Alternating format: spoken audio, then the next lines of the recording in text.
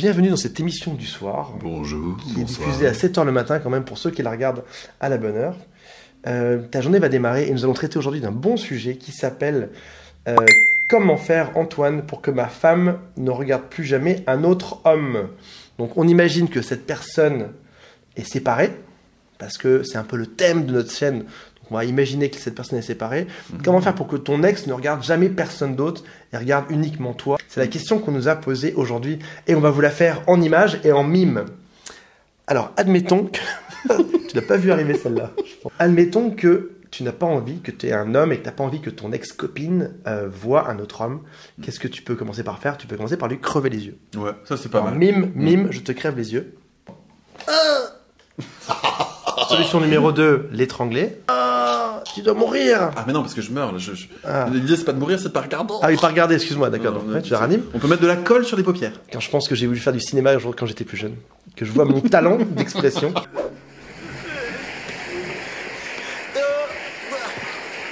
Merci à tous.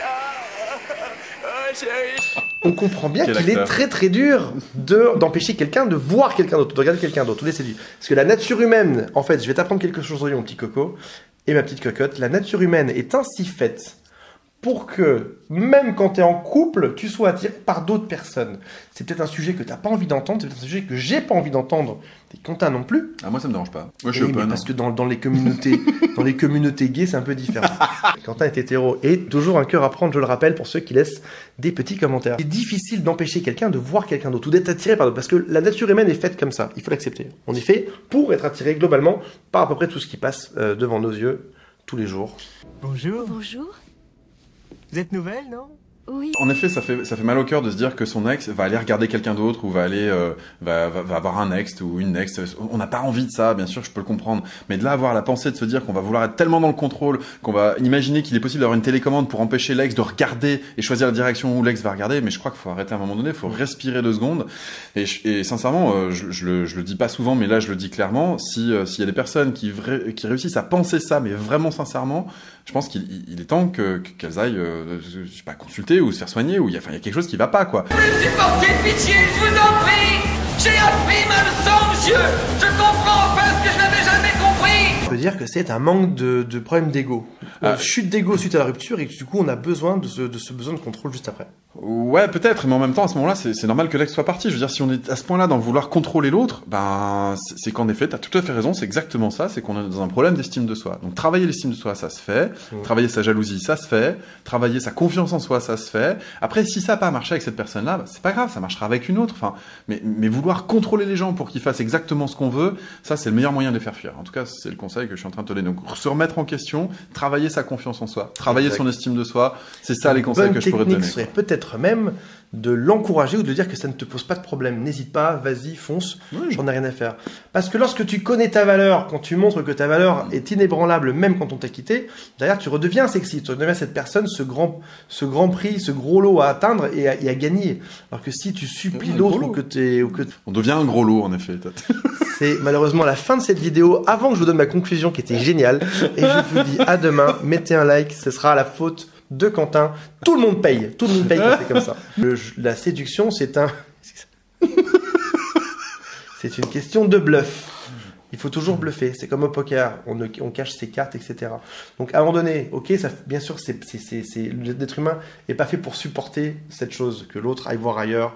Le problème, c'est même pas tant qu'il regarde d'autres personnes, c'est que maintenant, il puisse non seulement les regarder ce qu'il a fait toute sa vie, ou elle a fait toute sa vie, et qu'en plus, il puisse y aller, il puisse l'embrasser et faire ce qu'il veut avec. C'est ça le vrai problème, c'est qu'il n'y a plus la frontière maintenant. Il faut l'accepter et à un moment donné, jouer le bluff et lui dire « ça ne me dérange pas, fais ce que tu veux, etc. Je sais où est ma valeur et ça ne baissera pas pour autant. Je ne te supplierai pas de revenir avec moi. Si jamais tu ne vois pas par toi-même la valeur que j'ai et que tu es en train de faire une connerie en tant que n'importe qui, c'est qu'a priori, tu ne vaux pas grand-chose. » Dit d'une autre manière, parce que d'après des fois, de voir plusieurs fois la même chose dit d'une façon différente, finalement, si on peut se poser la question, qui est-ce qu'on regarde quand on est dans la rue là? Moi, personnellement, je regarde les femmes qui sont dans la rue. Qui est-ce que je regarde? Est-ce que je regarde celles qui sont recroquevillées comme ça, qui sont là écrites et tout, ou ou est-ce que je regarde celles qui sont rayonnantes, jolies, machin, pulpeuses Je et déteste. pleines de joie de vivre? Enfin, franchement, qu'est-ce qu'on regarde? On Qu'est-ce regarde qu'on les gens regarde qui sont, Qu'est-ce qu'on regarde on regarde les gens qui veulent être dans le contrôle et qui vont nous faire comprendre Ouh, que si Mario. jamais on dépasse la ligne, je sais pas de quelle couleur elle sera cette ligne, mais que si on dépasse la ligne, ben on va se prendre un taquet. Ou alors, est-ce qu'on regarde les gens qui rayonnent, qui sont bien, qui sont joyeux, qui sont dans la légèreté? Donc, les gens qu'on regarde, c'est des gens qui brillent, c'est des gens qui rayonnent. Donc, à toi de rayonner, à toi de briller, Exact. et les gens te regarderont. Et il y a pas de souci. Donc, travaille ton estime de soi, travaille ton amour de toi. Réalise que tu as de la valeur, fais en sorte de sortir de cette espèce de besoin de contrôle de l'autre Exact. et essaye de reprendre le contrôle de ta vie et de ton bien-être. Et c'est comme ça qu'on te regardera. Exact, toutes les femmes de ta vie. Il faut, très important suite à cette vidéo, cliquer ci-dessous. Et je te rappelle qu'il y a un groupe Facebook qui s'appelle Un Café avec Antoine, dans lequel on est déjà plus que 3500 au moment où cette vidéo est tournée, dans lequel tu vas trouver... on fait un record de 75 000 messages durant les 30 derniers jours de gens qui se soutiennent, qui se serrent les coudes et qui avancent ensemble et qui, des fois, au passage, sortent ensemble, étrangement, et qui peuvent peut-être t'aider à rendre jaloux ton ex ou j'en sais rien. En tout cas, clique dessus, rejoins le groupe. C'est juste en dessous, là. Hop. Mets un like sur la vidéo et on te dit à demain pour une prochaine vidéo. Ciao, ciao. Salut!